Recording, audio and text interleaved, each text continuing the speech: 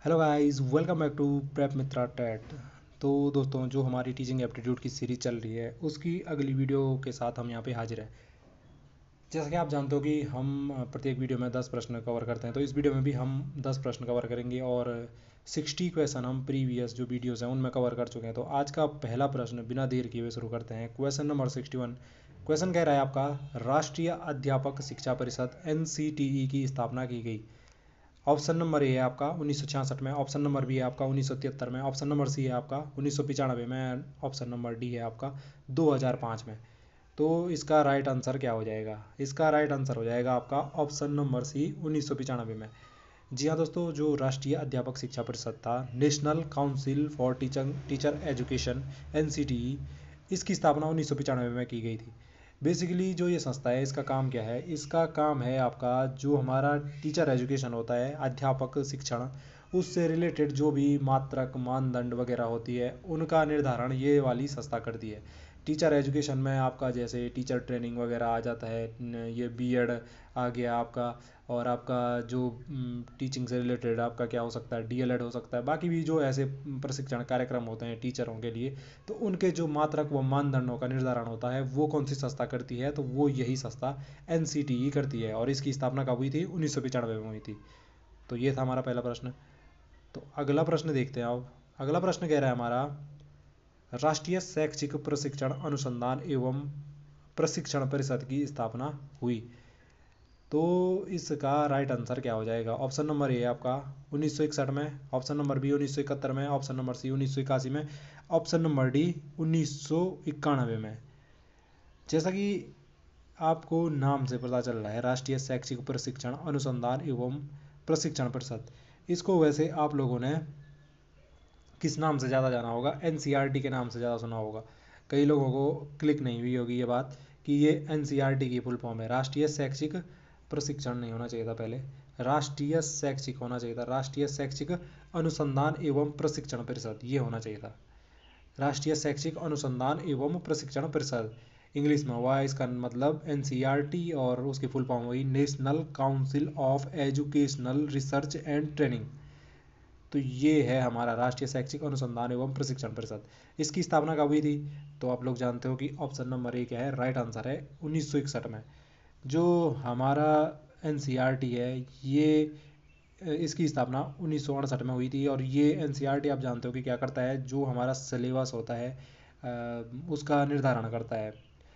Books वगैरह कौन सा पाठ्यक्रम होना चाहिए किस सब्जेक्ट का, वो हमारा निर्धारण कौन सा करता है? NCERT करता है। आप जानते हो कि NCERT की क्या होती हैं? बुकें होती हैं हमारी। तो NCERT वही होती है जो हमारा निर्धारण करता है कौन सी क्लास में कौन सा सिलेबस वगैरह होगा। अब यहाँ पे बात आती है कि अभी 2024 में हमने इसका 63वां स्थापना दिवस मनाया था, और 2024 में 63वां स्थापना दिवस तो आपने मनाया होगा। इसके अलावा आप लोगों ने, सॉरी, 2023 में बनाया होगा हमने इसका 63वां, 2024 में तो 64वां हो जाएगा। 2023 में मनाया हमने इसका 63वां। तो वहाँ पे अभी इसको जो हमारा UGC है उसके द्वारा मान्यता प्राप्त होने के बाद इसे डीम्ड यूनिवर्सिटी का दर्जा भी मिला है। तो इससे भी रिलेटेड क्वेश्चन बन सकता है। डीम्ड यूनिवर्सिटी यानी कि डीम्ड यूनिवर्सिटी वो है कि जो भविष्य में अपना कोई सिलेबस बना सकती है, अपना एडमिशन पैटर्न बना सकती है, और अपना फीस स्ट्रक्चर वगैरह जो भी होता है, कैरिकुलम वगैरह सारा कुछ बना सकती है, यानी कि भविष्य में यूनिवर्सिटी बनने की इसके अंदर काबिलियत है। तो ये सारी चीज़ें हैं जी, डीम्ड यूनिवर्सिटी के अंतर्गत जो चीज़ें आती है। तो लगा दो, NCERT को डीम्ड यूनिवर्सिटी का दर्जा भी मिला है अभी पिछले ही साल। NCERT की स्थापना कब हुई थी? 1961 में हुई थी। हिंदी में कहते हैं इसे राष्ट्रीय शैक्षिक अनुसंधान एवं प्रशिक्षण परिषद। तो ऑप्शन नंबर ए राइट हो जाता। तो चलिए अगला प्रश्न देखने हैं। अगला प्रश्न है हमारा, किस शिक्षा नीति ने ग्रामीण प्रतिभाशाली छात्रों हेतु NVS विद्यालय खोलने का सुझाव रखा? किस शिक्षा नीति ने ग्रामीण प्रतिभाशाली छात्रों हेतु NVS विद्यालय खोलने का सुझाव रखा? Option number A NEP 1968, option number B NEP 1986, option number C NEP 2020, और ऑप्शन नंबर डी राष्ट्रीय ज्ञान आयोग। तो किसने रखा था जी? यहाँ पे NVS विद्यालय खोलने का जो सुझाव रखा था वो किस नेशनल एजुकेशन पॉलिसी ने रखा था? तो आप जानते हो कि NEP 2020 तो अभी अभी आई है, नई नहीं है ये, और NVS कोई नए विद्यालय तो है नहीं, ये तो कब से चले आ रहे हैं। और इतने पुराने भी नहीं है एनवीएस कि 1968 से इनकी शुरुआत है। तो जो हमारी एनईपी 1986 थी, नेशनल एजुकेशन पॉलिसी 1986, इसमें ग्रामीण जो प्रतिभाशाली बालक हैं उनके लिए जो एनवीएस विद्यालय थी, आवासीय विद्यालय होते हैं जहाँ पे मतलब उनका रहना खाना पीना पढ़ाई वगैरह सब होता है, तो उसके मतलब एनवीएस स्थापना प्रत्येक जिले में हो, इसकी क्या की गई थी, सुझाव रखा गया था, इसकी मांग की गई थी या सुझाव रखा गया था। तो किस एजुकेशन पॉलिसी में ये बात कही गई थी, तो एनईपी 1986 में ये बात कही गई थी। तो ऑप्शन नंबर बी क्या हो जाता, राइट हो जाता। इसका अगला प्रश्न देखते हैं। तो अगला प्रश्न है हमारा, आरटीई एक्ट 2009 के अनुसार शिक्षक हेतु प्रति सप्ताह कार्य घंटे हैं। जो आरटीई 2009 है उसके अनुसार जो हमारे टीचर होते हैं उसको एक सप्ताह में कितने घंटे काम करना पड़ेगा, यानी कि उसको कितने घंटे आपका शिक्षण जो भी होता है गतिविधि उसमें संलिप्त रहना है। ऑप्शन नंबर ए आपका 40 आवर, ऑप्शन नंबर बी हो गया 42 घंटे, ऑप्शन नंबर सी हो गया 45 घंटे, ऑप्शन नंबर डी हो गया 48 घंटे। तो कितने घंटे रहना चाहिए भाई, तो आरटी एक्ट 2009 के अनुसार जो हमारे हैं टीचर के लिए वो एक हफ्ते में 45 घंटे का जो होता है उसका वो होना चाहिए, क्या बोलते हैं, टीचिंग आवर होने चाहिए। इतने घंटे आपका क्या होना चाहिए उसका शिक्षण सप्ताह शिक्षण वो होना चाहिए कार्यक्रम। शिक्षण कार्यक्रम में आपका पढ़ाने वाला तो क्लासेस जब लेते हैं वो भी आ जाता है, प्लस इसमें वो भी ऐड हो जाता है जब हम क्या कर रहे हैं, पाठ योजना बना रहे हैं, लेसन प्लान बनाते हैं, पढ़ाने से पहले की जो तैयारी वगैरह होती है तो वो भी इस 45 जो 45 आवर है उसके उसमें आ जाते हैं। तो टोटल एक हफ्ते में 45 घंटे का कम से कम जो टीचिंग पीरियड होता है किसी टीचर का वो होना चाहिए एक वीक में, आरटी 2009 के अनुसार। तो इसका राइट आंसर क्या हो जाता है, ऑप्शन नंबर सी 45 आवर। तो चलिए अगला प्रश्न देखते हैं। अगला प्रश्न कह रहा है हमारा, जब एक बावर्ची खाना पकाते समय खाने को चखता है तो वह डॉट डॉट डॉट के समान है। जब एक बावर्ची खाना पकाते समय खाने को चख रहा है तो वो किसके समान है। ऑप्शन नंबर ए है आपका सीखने का आकलन, ऑप्शन नंबर बी है आपका सीखने के लिए आकलन, ऑप्शन नंबर सी है सीखने के रूप में आकलन, और ऑप्शन नंबर डी है आकलन और सीखना।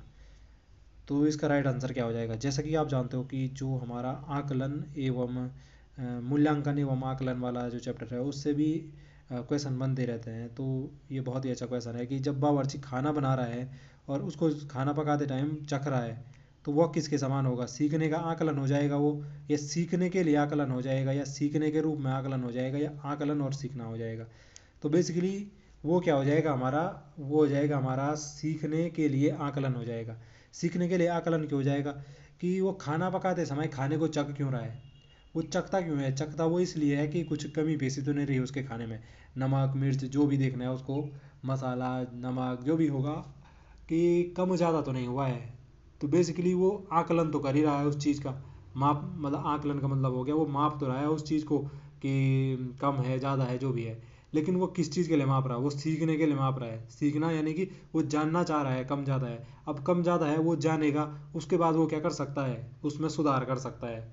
कम ज़्यादा हो गया तो उसके हिसाब से वो पानी घटाएगा बढ़ाएगा जो भी चीज़ें करेगा वो चीज़ें कर सकता है। यानी कि वो सीखने के लिए क्या कर रहा है, उस चीज़ को आकलन कर रहा है, ना कि वो सीखने का आकलन कर रहा है और सीखने के रूप में आकलन भी नहीं कर रहा है। वो किसके कर रहा है, सीखने के लिए आकलन कर रहा है, यानी कि वो सीखने के लिए आकलन कर रहा है जब चख रहा है। तो ये था जी इसका option number B right answer. अगला प्रश्न देखिए आप, ग्रेड अंकों से कैसे अलग हैं, ग्रेड होना चाहिए था ये, ना कि ग्रेड। ग्रेड अंकों से कैसे अलग है, यह प्रश्न निम्न में से किस प्रकार के प्रश्नों से संबंध रखता है। कि किसी बच्चे को पूछ रहे हैं हम कि ग्रेड अंकों से कैसे अलग है, तो यह किस प्रकार का प्रश्न है, सीधे सीधे ऑप्शन नंबर ए हो गया आपका अपसारी है, ऑप्शन नंबर बी हो गया विश्लेषणात्मक है, ऑप्शन नंबर सी हो गया मुक्त अंत वाला प्रश्न है, ऑप्शन नंबर डी हो गया समस्या समाधान वाला प्रश्न है। तो इसका जो राइट आंसर हो जाएगा वो हो जाएगा आपका ऑप्शन नंबर बी विश्लेषणात्मक। यानी कि ये सीधे सीधे कह रहा है कि ग्रेड अंकों से कैसे भिन्न है। इसने आपको कह दिया है कि हमें बताना है कि जो ग्रेड होते हैं वो अंकों से कैसे भिन्न है। तो बेसिकली यहाँ पे ये क्या है, विश्लेषणात्मक क्वेश्चन है। विश्लेषणात्मक मतलब कि यहाँ पे हम बच्चे को पूछेंगे तो वो अपने हिसाब से क्या करेगा, इसको डिफाइन कर सकता है कि क्यों है। किसी का कोई रीज़न हो सकता है, कोई किसी चीज़ का कुछ और कारण दे सकता है, कोई उस कारण को उसको इलोबरेट भी कर सकता है कि ये कारण है तो क्यों है, कैसा है, क्या हुआ है वगैरह। तो इसमें क्या है, ये विश्लेषणात्मक प्रश्न है। हमें क्या करना है, इसको डिफाइन करना है कि ग्रेड अंकों से कैसे अलग होते हैं। तो ऑप्शन नंबर बी क्या हो जाएगा, राइट आंसर हो जाएगा कि ये विश्लेषणात्मक प्रश्न है। अगला प्रश्न है हमारा, निम्न में से कौन सा एक उत्तम परीक्षण की विशेषताओं से भिन्न है। ऑप्शन नंबर ए है आपका विश्वसनीयता, ऑप्शन नंबर बी है वैधता, ऑप्शन नंबर सी है वस्तुनिष्ठता, और ऑप्शन नंबर डी है आपका अभिक्षमता। विश्वसनीयता हो गया आपका reliability reliability, option number B हो गया आपका वैधता अर्थात वैलिडिटी, ऑप्शन नंबर सी हो गया आपका वस्तुनिष्ठता अर्थात ऑब्जेक्टिविटी, और ऑप्शन नंबर डी हो गया अभिक्षमता अर्थात एप्टीट्यूड। तो इनमें से उत्तम परीक्षण की विशेषताओं में से भिन्न कौन सा है। इसका राइट आंसर क्या हो जाएगा, आपका राइट आंसर हो जाएगा ऑप्शन नंबर डी अभिक्षमता एप्टीट्यूड। एप्टीट्यूड अभिक्षमता जो होती है वो उसके सीखने का क्या होता है, सीखने की क्षमता होती है। तो ये क्या हो गई, इससे अलग हो गई। बेसिकली वो उत्तम परीक्षण की बात कर रहा। परीक्षण क्या हो गया कि हम किसी व्यक्ति के बारे में, किसी व्यक्ति की कुछ कार्य दिया हमने, और हम उसके मतलब जो उस कार्य को करने की क्षमता या जो भी बोलें उसको करने का हम निरीक्षण कर रहे हैं, मतलब उसके जो भी जानकारी है उसको इकट्ठा वगैरह कर रहे हैं। तो वो हो गया हमारा क्या, परीक्षण उसका। और जो परीक्षण होता है वो बहुत प्रकार का हो सकता है, जैसे मौखिक हो सकता है, लिखित हो सकता है, व्यवहारिक हो सकता है, समूह में हो सकता है, अकेले में हो सकता है। किसी भी प्रकार से हम क्या कर सकते हैं, वो अगर वो कुछ चीज़ प्रदर्शन कर रहा है तो उसमें भी हम उसका परीक्षण कर सकते हैं। परीक्षण करना अर्थात हम समझ लो उसका एग्ज़ाम ले रहे हैं, शॉर्ट में समझ लो। तो कहीं ना कहीं हम क्या कर रहे हैं, उसकी क्या कर रहे हैं, ऑब्जर्वेशन कर रहे हैं। परीक्षण का मतलब तो वही तो हुआ। तो अब देखो जो होता है इसमें, इस परीक्षण में आपकी पहली बात है कि विश्वसनीयता होनी चाहिए। विश्वसनीयता क्या क्या मतलब क्या है, रियलेबिलिटी जो होती है उसका मतलब है कि अगर माना बाद मैंने अभी कोई परीक्षण किया, किसी पे ऑब्जर्वेशन किया, किसी स्टूडेंट पे, तो सपोज मेरे को कुछ आपका डाटा मिल गया कि मैंने उसको कोई मैथ्स का प्रश्न दिया था और उसने 2 मिनट में कर दिया उसको। तो मैंने उसके बेस पे कहा कि इसकी क्षमता ये है। अब मैं उसको फिर से अगर उसी से रिलेटेड मैथ्स का प्रश्न देता हूँ, उसी डिफ़िकल्टी लेवल वगैरह का, तो उससे ये उम्मीद की जाती है कि वो फिर से क्या दे, वो रिजल्ट सेम दे, यानी कि वो फिर से उसको अपनी क्षमता के हिसाब से 2 मिनट में कर दे। यानी कि वो रिजल्ट जो होगा वो सेम आना चाहिए बार बार रिपीट करने पे भी। विश्वसनीयता का मतलब क्या होता है, जो रिलायबिलिटी होता है वो होती है कि बार बार रिपीट करने पे भी हमें क्या मिले, रिजल्ट सेम मिले। तो ये होता है रिलायबिलिटी। और दूसरा है हमारा वैधता। वैधता का मतलब क्या है कि मैं उसकी कुछ क्षमता मापना चाह रहा हूँ, तो वो वही क्षमता मापे। जैसे कि मैं उसका अगर मैथ का एप्टीट्यूड देखना चाह रहा हूँ, कुछ चीज़ पूछ के मैं उस परीक्षण द्वारा उसका वो जानना चाह रहा हूँ, तो वो वही चीज़ नापे। ऐसा नहीं कि मैं उसका मैथ का कुछ जानना चाह रहा हूँ और वहाँ वो परीक्षण क्या दे रहा, उसके आर्ट के बारे में कुछ बता दे रहा कि उसके अंदर कितना कलात्मक है वो। तो वो मेरा ऑब्जर्वेशन क्या हो जाएगा, उसकी वैलिडिटी ख़त्म हो जाएगी, क्योंकि मैं जो चीज़ नापना चाह रहा था वो तो वो चीज़ नाप ही नहीं रहा है जो परीक्षण में कर रहा हूँ। तो इसीलिए उसकी वैलिडिटी होनी चाहिए कि जो चीज़ आप नाप, जिस चीज़ का आप ऑब्जर्वेशन करना चाह रहे हो वो वही चीज़ को ऑब्जर्व करे, ना कि किसी और चीज़ को। वो उसी का रिजल्ट दे जिसका आप ऑब्जर्वेशन करना चाह रहे हो। तीसरा है आपका कि वस्तुनिष्ठता, ऑब्जेक्टिविटी। ऑब्जेक्टिविटी का मतलब क्या है आपका, ऑब्जेक्टिविटी का मतलब है कि इसमें वस्तुनिष्ठता होनी चाहिए। अर्थात ऐसा ना हो कि जो हमारा जो मतलब जो व्यक्ति यहाँ पे आपका ऑब्जर्वेशन कर रहा है उसके अपने जो मतलब बिलीव्स थॉट्स वगैरह होते हैं वो उनसे प्रभावित हो जाए। अगर माना बाद मेरे कुछ बिलीव्स थॉट होते हैं और मैं किसी का ऑब्जर्वेशन कर रहा हूँ, तो मैं अपने बिलीव और थॉट शामिल ना करूँ उसमें।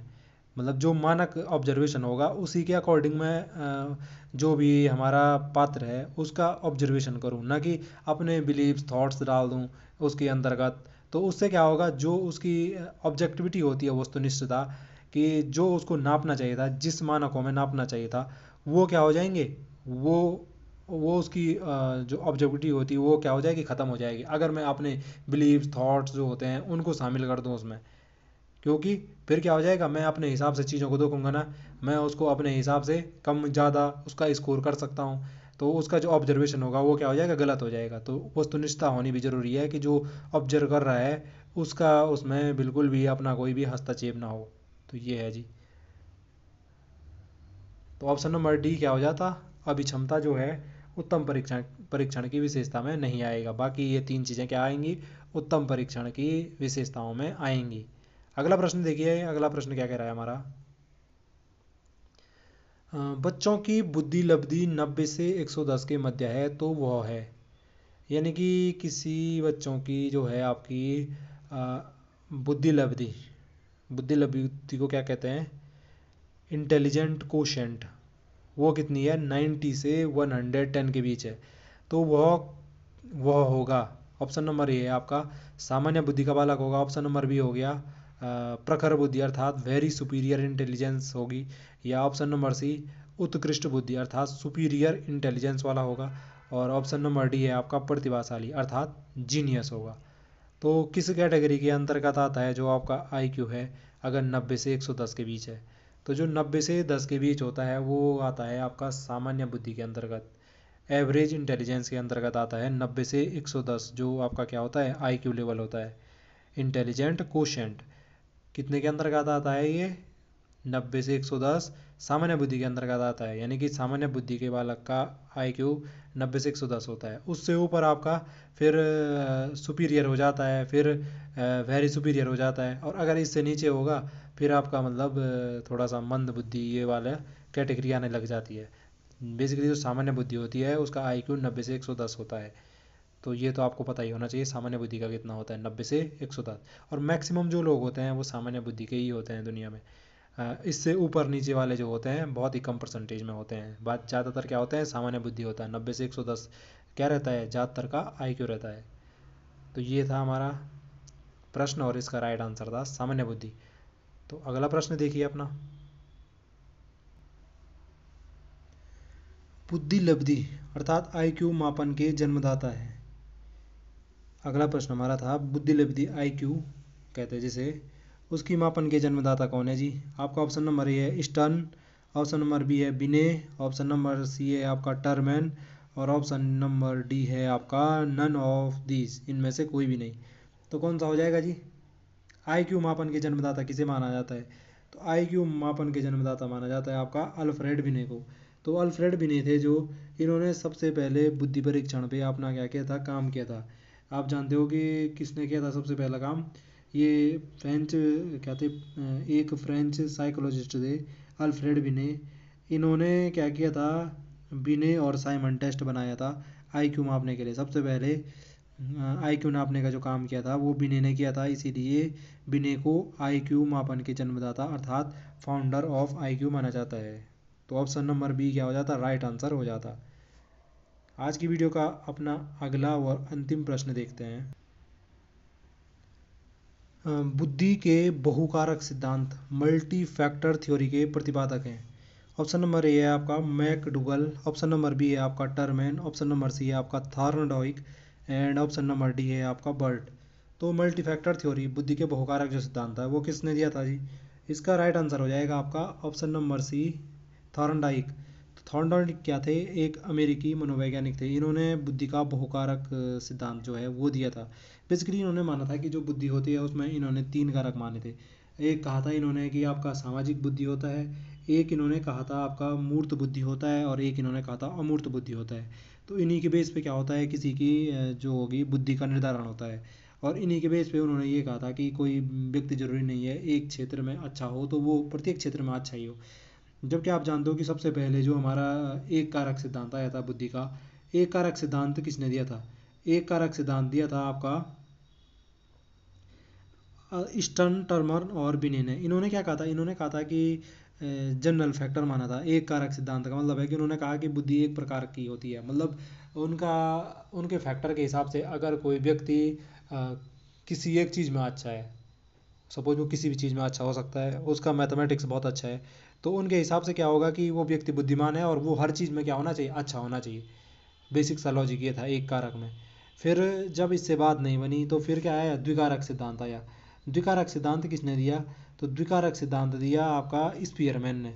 उन्होंने क्या कहा था कि उन्होंने कहा कि एक तो जनरल जो होता है जनरल फैक्टर होता है बुद्धि का, और एक इन्होंने कहा स्पेसिफिक फैक्टर होता है। एक होता है सामान्य कारक और एक होता है विशिष्ट कारक। तो उन्होंने कहा इन दोनों के मिलने के कारण क्या होता है, किसी की बुद्धि का निर्धारण होता है। किसी में जनरल फैक्टर उन्होंने कहा सब में होता है, ठीक है। अब विशिष्ट फैक्टर स्पेसिफिक आ जाता है किसी में मैथ्स के लिए स्पेसिफिक आ जाएगा, किसी का म्यूजिक में स्पेसिफिक आ गया, किसी का एक्टिंग में स्पेसिफिक आ गया, किसी का किसी चीज़ में, किसी का किसी चीज़ में। तो उन्होंने कहा था स्पेसिफिक फैक्टर क्या होगा, उसको उस क्षेत्र में अच्छा बनाएगा। तो जो द्विकारक आया उसको किसने दिया था? आपके स्पीयरमैन ने दिया। फिर स्पीयरमैन को लगा कि नहीं जी इसमें द्विकारक तो नहीं। फिर उन्होंने कहा कि त्रिकारक जो सिद्धांत होता है वो बोला आगे जो थ्री फैक्टर रहेगा। उन्होंने उसमें क्या किया कि उन्होंने उसमें एक चीज़ और जोड़ दी। एक तो आपका सामान्य कारक था ही जनरल फैक्टर, एक स्पेसिफिक फैक्टर वो भी था ही, और तीसरा इन्होंने जो इसमें जोड़ा, उन्होंने उसमें एक सिद्धांत क्या जोड़ा आपका भाषा वाला जोड़ दिया कि भाषा और स्थानात्मक जो ज्ञान है, उन्होंने तीसरा जो कारक है उन्होंने ये जोड़ दिया।